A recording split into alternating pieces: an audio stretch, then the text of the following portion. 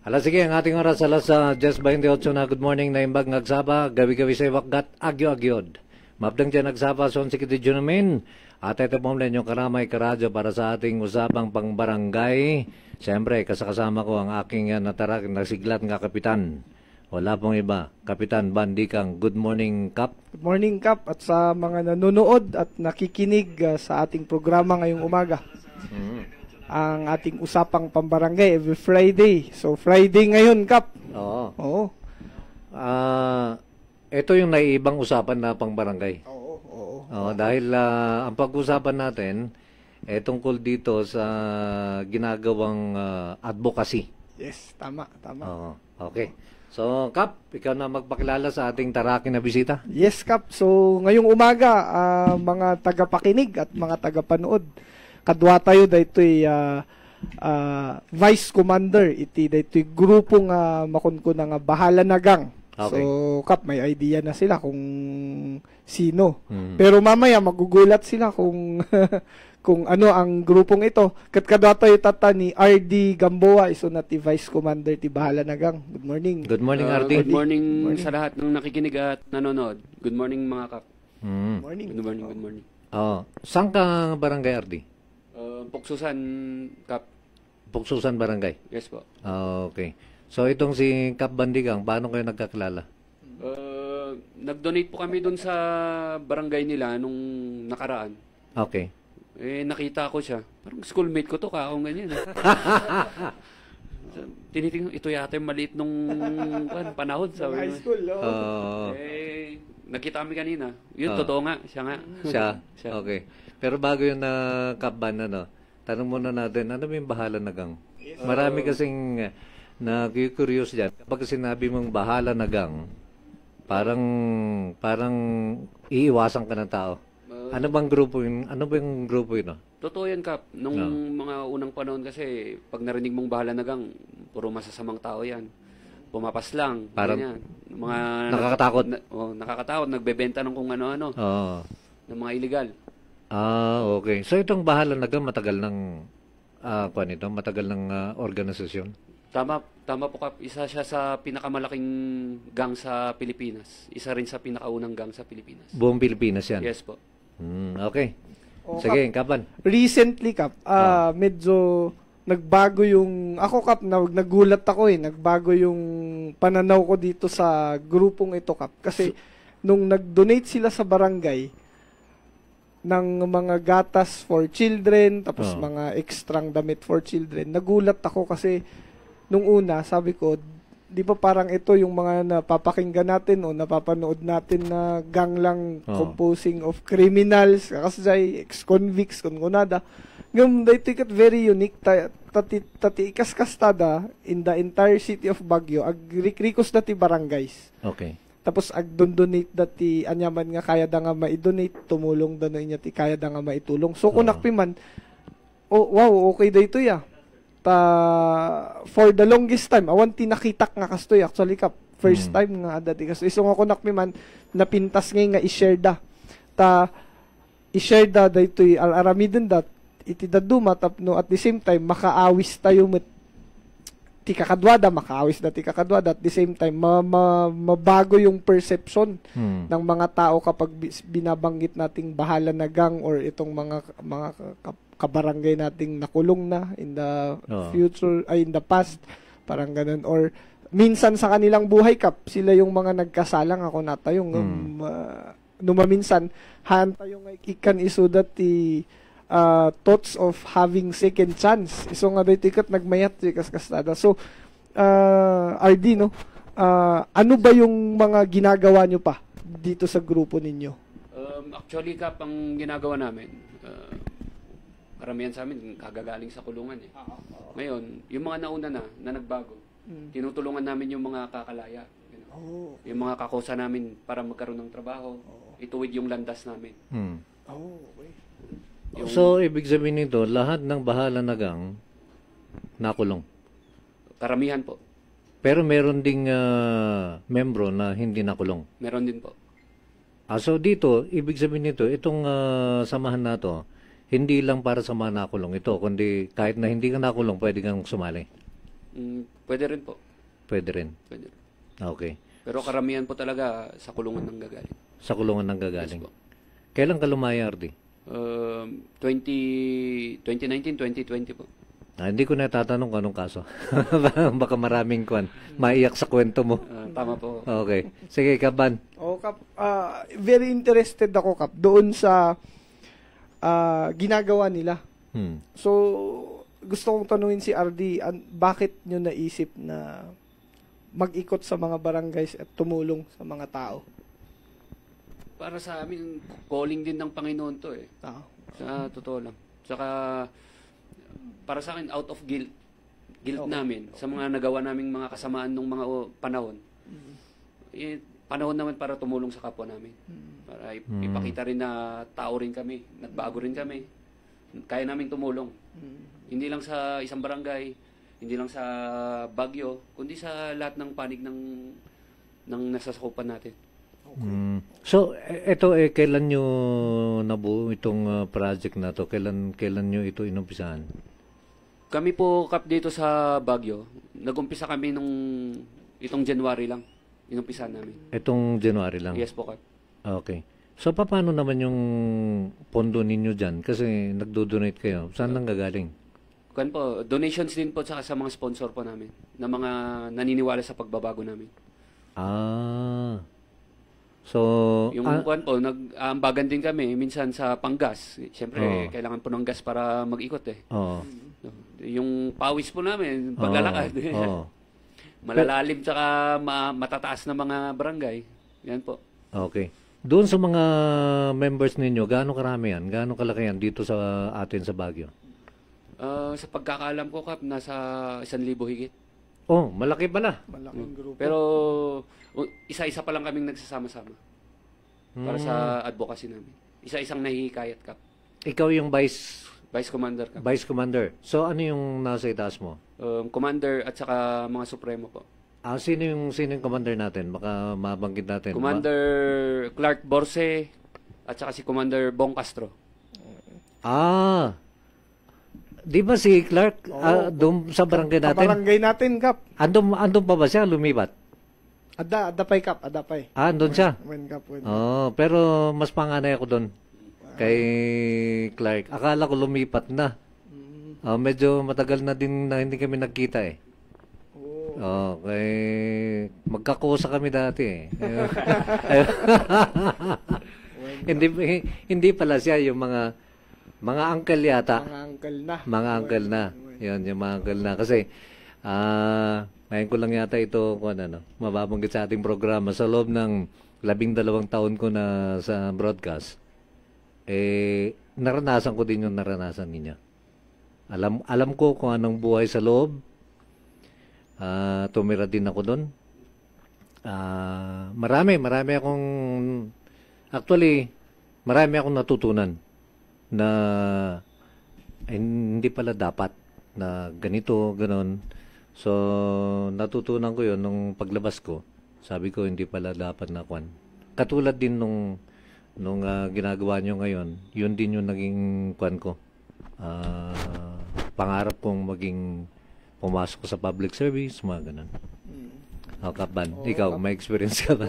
Wala pa naman. Wala pa. Yun. Baka gusto mo. Baka gusto mo. Baka gusto mo may experience. Pwede naman, Kap. Tutulungan ka namin ni Ardi. Kap. Na-inspire lang ako, Kap, dun sa ginagawa nila kasi despite nung nangyari sa kanila, talagang meron pa rin silang determination na magbago. Naman. And part of it, yung talagang pagbabago nila, yung tutulong pa sa ibang tao, lalong-lalo na dun sa mga kasama nilang nasubukan na din na makulong. Yun nga, yung sinasabi nga ni RD kanina, tumutulong sila dun sa mga bagong layan na makapagganap ng trabaho, or yung mga kapamilya nila na makahanap ng trabaho kat nagdakkel nga banag diay, Kap. Taamo tayo met no makulong ti may nga tao na kunak nga amo tayo ta nakitkita tayo met dagitoy da kabarangay tayo kan adat yam amo tayo nga do mga napadas na met kat tirigat na piman dayto zibiyag mo after ka nga mabalod. Di ba, Kap? Dahil sa number one, magbabagong buhay mo talaga, di ba, Ardi? Tsaka Kap, mahirap yung patambay-tambay. Mag-isip ka na naman ng hindi maganda eh. Oo, Okay. yun nga. Yun. Kaya kailangan magtrabaho ka. Ayun. Kapag katambay ka Hanap buhay kasi, ka. hindi maganda yung makapasok sa utak mo eh. Ayun. Tama ka. Ayun. Nakakaisip ka ng hindi maganda. Kailangan busy. Pero kung busy ka, marami kang nagagawa na para sa kabutihan. Ano? Hindi lang sa buhay mo, kundi sa buhay ng ibang tao. Tama ka. At gaano ka katagal na sa kulungan, Ardi? Actually, 2 beses ako nakulong Kap eh. 2 beses. Nung una, lumaya ako, bumalik na naman ako eh. Ilang taon yung una na 2 years, 3 years. dito sa Baguio? Tapos, hindi ka pa rin nagbago noon? Bumalik ka ulit? Nahirapan ako magbago. Do- Dahil sa sarili ko rin siguro. Wala pa yung pagbabago sa akin. Mahirap magbago talaga. Yung pangalawang pagkakakulong mo, ilang taon? Almost 2.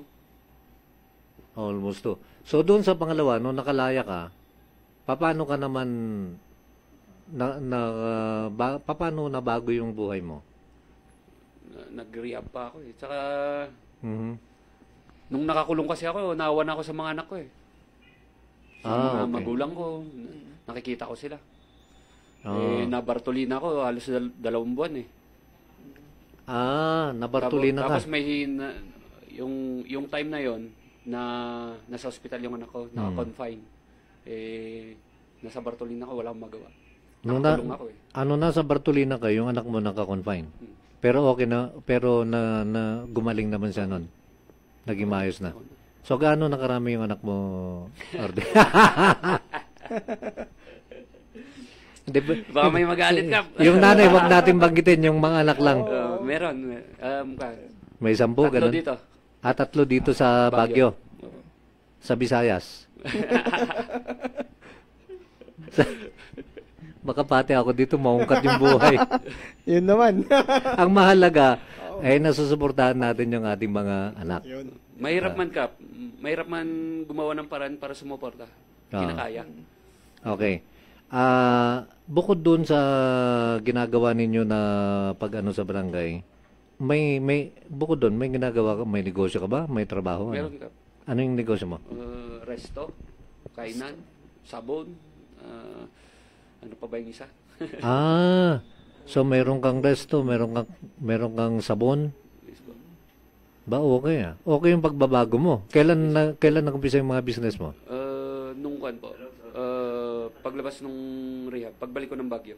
Pagbalik mo ng Baguio. Hindi ka ba nahirapan na Nahirapan po ka. Nag-umpisa ako dyan, kwan eh. Nagpintura muna ako, nag-labor muna ako eh. Nag-ipon ako ng puhunan. Ayan. Ay, nag-ipon ka ng puhunan para makapagnegosyo? Ang naipon ko, konti lang eh. Binili ko lahat ng manok nung pandemic. Manok. 100 kilo. Pagkatapos ng Yun, ginawa mo? buy and sell muna ako. Aba, maganda.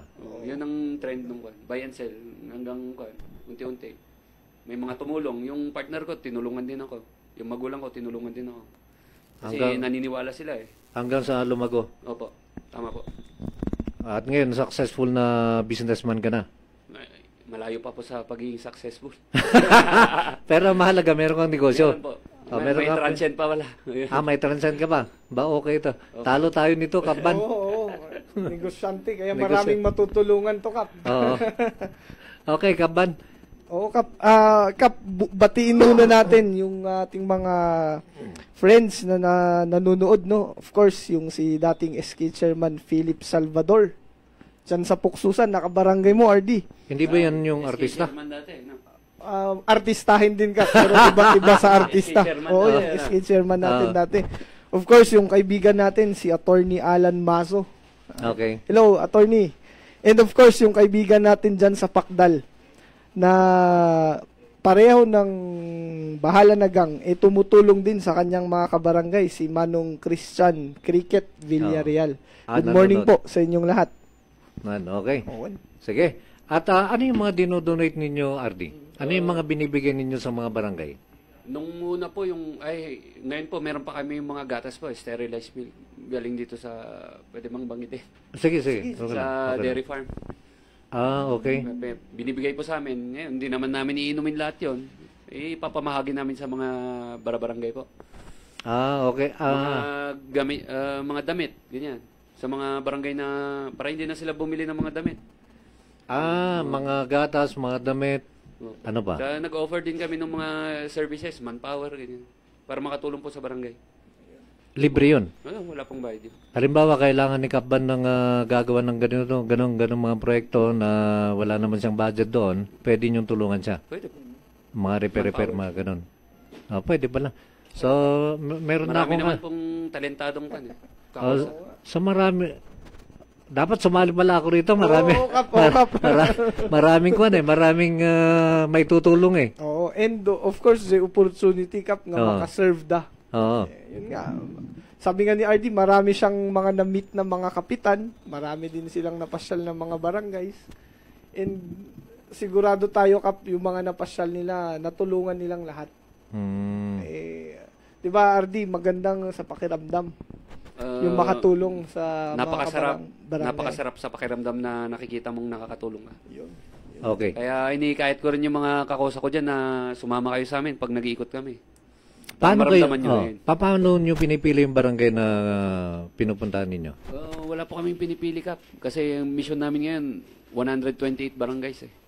Nakailang barangay na kayo? 20 malayo pa. So, 108 na barangay pa? 108 pa. Kakayanin. Pagkano tawagan kita, kunin ko yung number mo para doon naman sa isang barangay ko. No problem Kap. Basta wala pa doon sa listahan namin. Hindi, joke lang. Okay.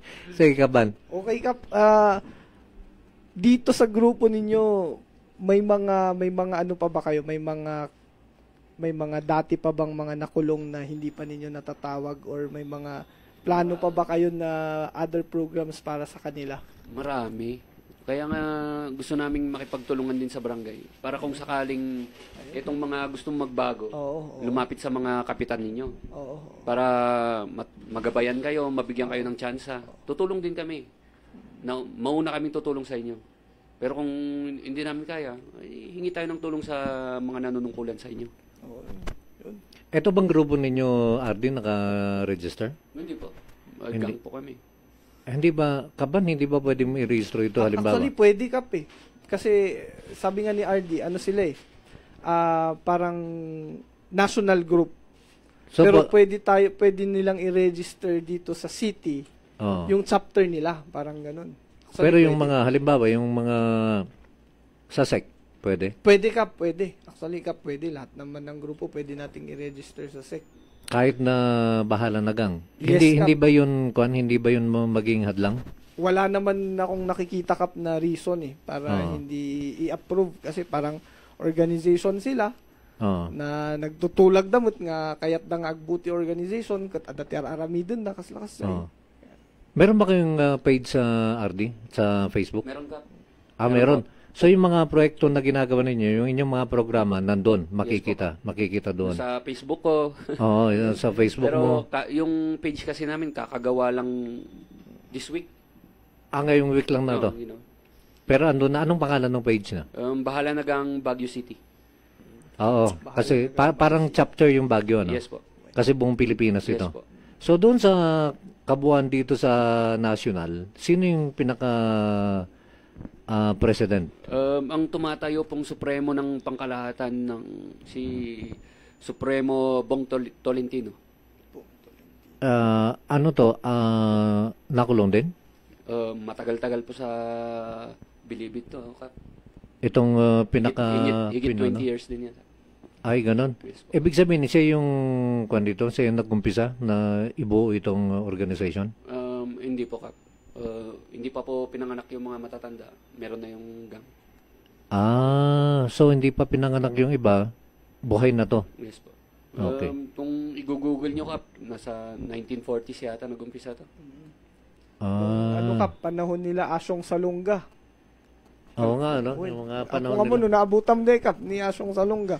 hindi naman. Napanood ko. Masyakot na buyak lang eh. Napanood ko si Asyong Salonga. Sino yung gumanap doon? Si E.R. Ejercito. Oo. George Estregan. Pero marami akong napapanood ng mga pelikula tungkol sa Bahala na Gang. Meron pa yatang Bahala na Gang na pelikula eh. Kadalasan kung napapanood dito, ang gumaganap sila Esberhel, Yun. Rodi Fernandez. Yan yung mga parang natatandaan ko na gumaganap sa mga ganitong mga kwan. Yung mga kasing gwapo nyo, Kap. Yung mga ganon, yung mga ganon. Yung maminabutan Kap, tubing kami pa eh. Oo nga pala, magkabats kayo, no? Oo, gabats kami. So, doon kayo sa city ay pareho. Yes, Wen Kap. Kap, Wen. Yes, Kap. Pagkatapos, natapos mo ba, Ardy, yung pag-aaral mo? High school po. high Actually, school. first honor ako sa klase eh. Ay, ganon. First honor. Pagkatapos, nung nakulong ka, after high school na yon, College. Nag-drop ako ng college eh. anong kurso mo nun? ME, IT, tapos lumipat na naman. IT na naman. Walang direksyon po eh. So, doon, nung kolehiyo ka, doon ka na nagkaroon ng problema. Doon ka na napariwara, parang ganun. Umpisa high school pa lang, pero hindi po ganun kalala. Pero first honor ka. Opo. Medyo gumagamit ako ng pinagbabawal na damo. Yung mga ganun. Kasi yun yung uso dito eh. Opo. Pero Pero naman, hindi napabayaan yung pag-aaral. ako naman, na-experience ko din yan nung high school eh. Gumagamit din ako ng mga ganun. Hanggang sa napatrouble tayo, hanggang sa nakulong tayo. Hindi naman nakakuan eh. Actually, yung kulungan, hindi para sa kuan yan eh. Di ba kaban? Yung kulungan, dapat marehab ka. Yes, yung Ma-reform. ma-reform. Yun, tama. Yun yung dapat na mangyari doon. Kanya lang, kung minsan kasi, nagkakaroon ng, hindi ganun kasi. Kasi pag nakulong ka, ipapasok ka dyan, bubugbugin ka, tapos may mga iba't ibang mga gang. Depende po sa namumuno talaga eh. Oo. Di ba may mga mayor dyan sa kulungan? Nagmayor din po ako sa kulungan. Nag-mayor ka din. Pero hindi mo na ako inabot kasi Hindi na bata po, ka pa eh. Kuwan po kayo eh. Baka hindi pa kami pinanganak eh. Pwede. Pwede. Layo. Pwede. Pwedeng hindi pa kayo pinanganak. Pero nung 80s yan eh. pero nung ako nakulong, palagay ko pinanganak na kayo.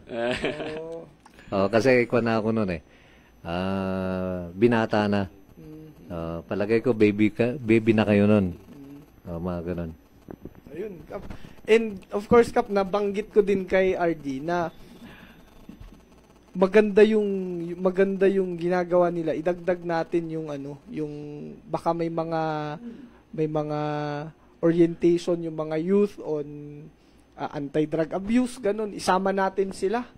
Kasi sila talagang actual experience yan eh, parang ganun.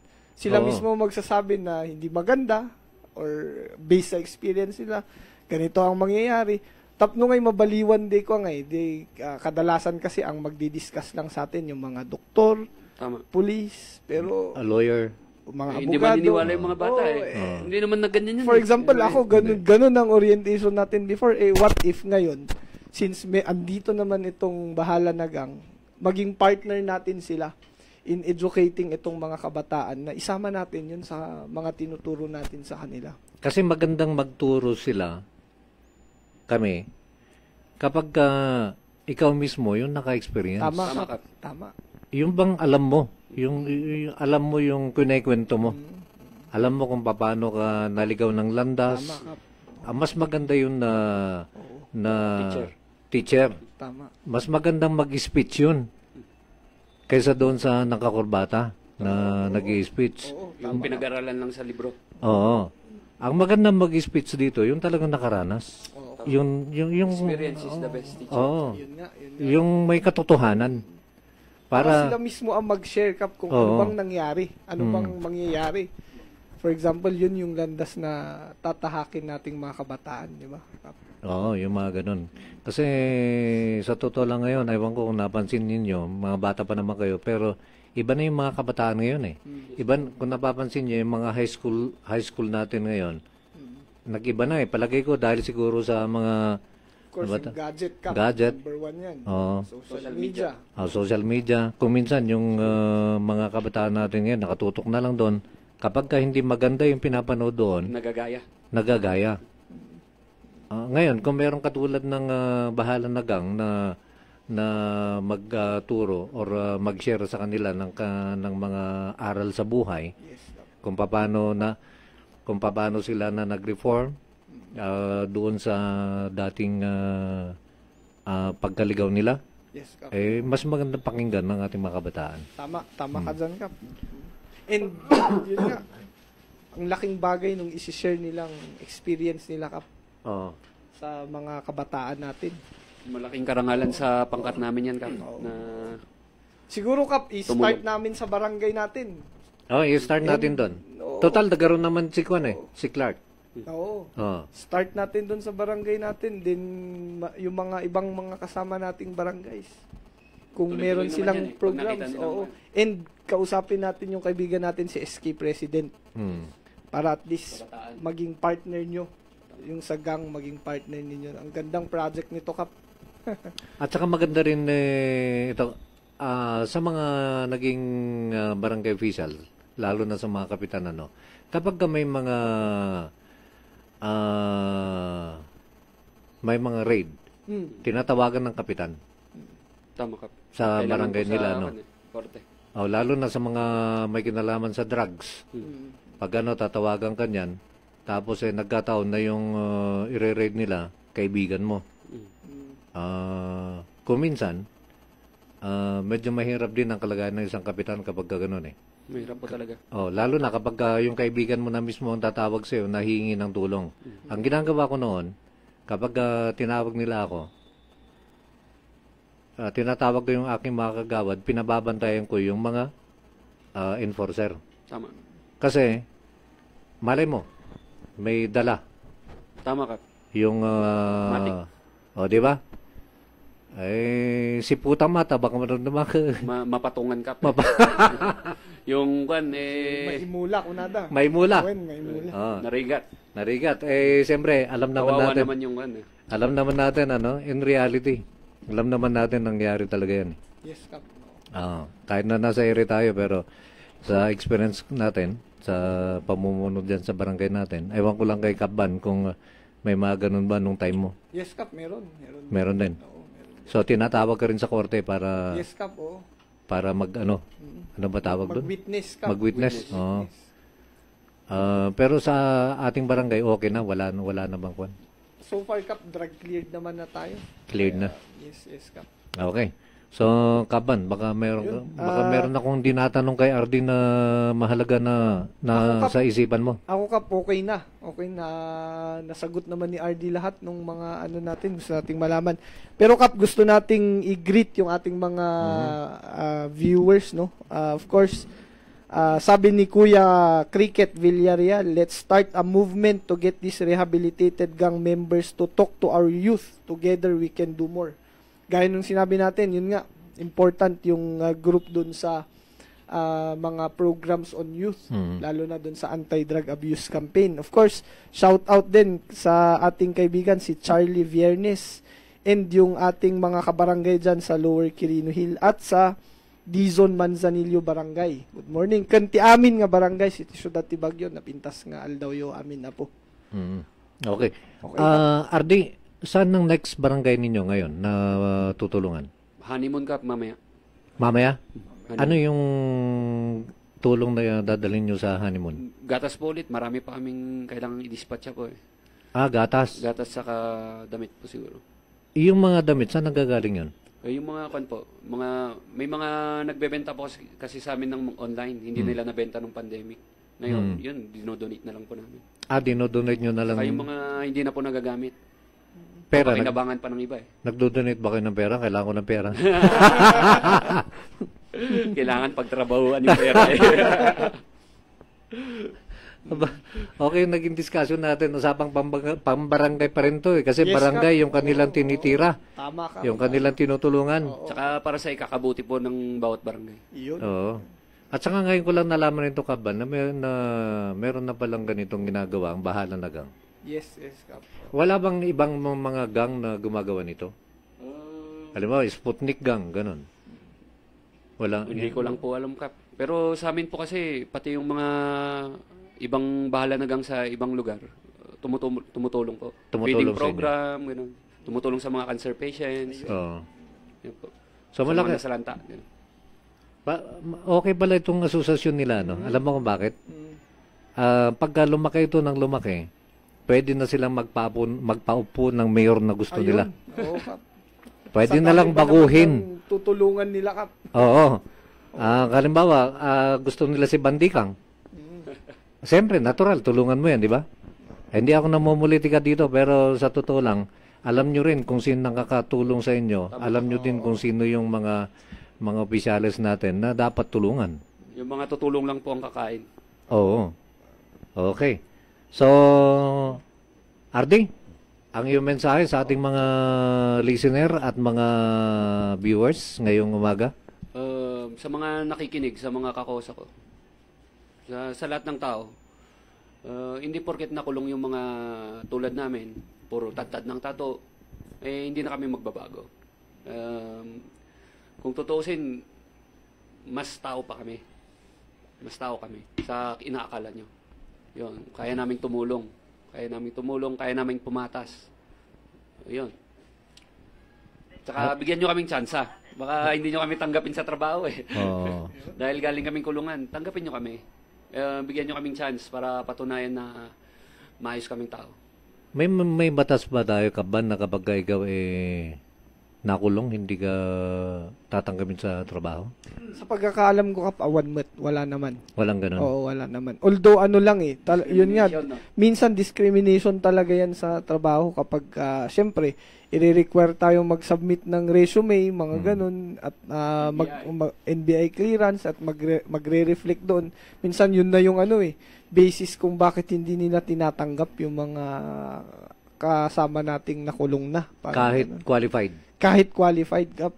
Yun nga ang problem. Although, yun nga, may mga hindi naman lahat, Kap. Gaya nga ng sinabi ni Ardi, sa kanila nga mismo, sa mga negosyo nila, for example, at sa mga kasama nila, meron naman na mga tumatanggap pa rin. Pwede rin ba silang tumakbo na public servant? Sa pagkakaalam ko, Kap, pwede. Pwede. Unless yung kaso nila kasama sa penalty yung disqualification.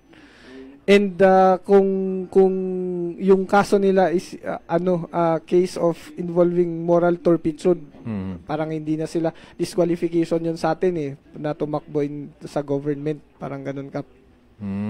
Pero sa tingin mo, halimbawa si RD maging kapitan ng kanyang barangay, pwede Mabalin, Kap. Hindi ko pinangarap yan. Wala tayong political agenda. Bakit naman? Public service din yun. Magulo yata dyan. So gusto mo Mahirap yan, Kap. tahimik na lang na buhay. Tutulong lang kami sa abot ng makakaya namin. Yun. Okay. Ipagpatuloy namin yung ginagawa namin.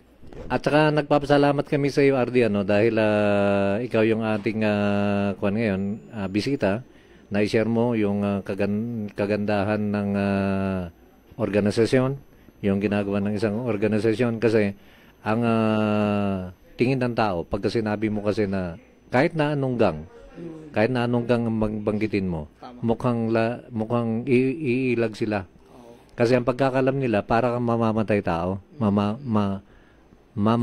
Paano yan? Mamamatay tao. Yun. Ngayon, eto na yung positive side. Na hindi dapat ganon ang tingin natin sa ating mga gang. Tama, Kap. Na katulad ng bahala na gang, mga Sputnik gang, dahil yung mga yan, kung tutusin, malamang sa malamang, mas tao pa yung mga yan Yun nga, Kap. kaysa yung mga nakakurbata. Tama, Kap. Tama? Mas disiplinado, Kap. Mas disiplinado pa. Oo, mas Lalo disiplinado yung pa. mga galing sa kulungan, Kap. Alam nyo naman yan. Oo. Talagang didisiplinahin ka sa loob eh. Oo, mahirap. Yung naranasan nating pareho. So, may application form ba dyan? Paano kayo kontakin kung merong barangay na nangangailangan ng tulong ninyo?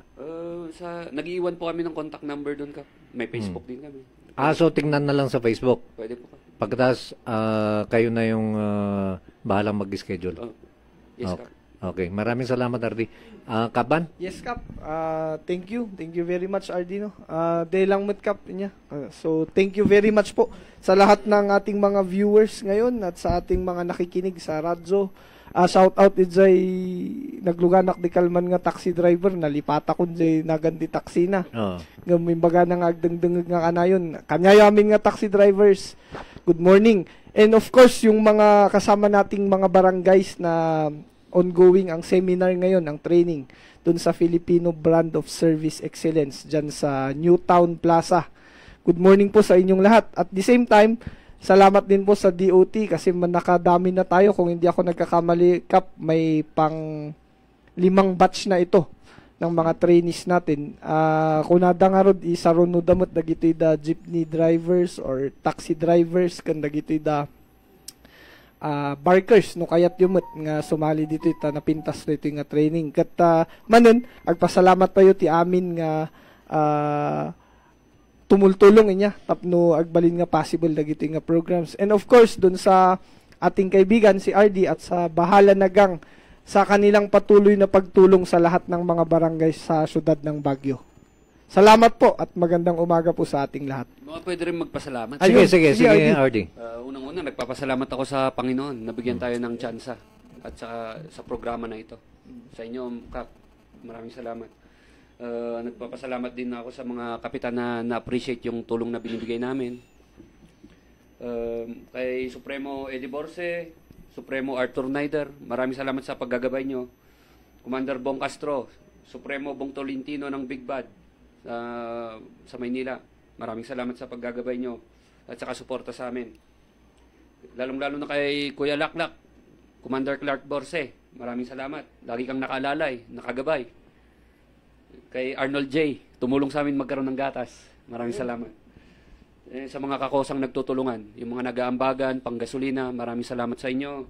Lalong-lalo na dun sa pinakamasipag naming sekretary, James Tan, laging sumusundo, naghahatid. Yan.